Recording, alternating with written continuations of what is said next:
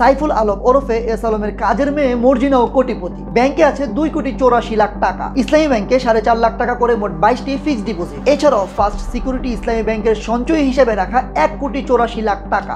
এমনকি মর্জিনার স্বামী সাদ্দামের নামও এসেছে অনুসন্ধান। খোঁজ মিলেছে মোট 8 কোটি টাকার সম্পদের। গৃহকর্মীর ব্যাংক হিসেবে কিভাবে কোটি কোটি টাকার লেনদেন হয়, কিভাবে কোটি কোটি টাকার এফডিআর খোলা যায়, এ নিয়ে অবাক খোদ ব্যাংক কর্মকর্তারা। ব্যাংকের আর্থিক গোয়েন্দা ইউনিট ও এনবিআর এর অনুসন্ধানে বের হয়ে এসেছে আরো ভয়াবহ তথ্য।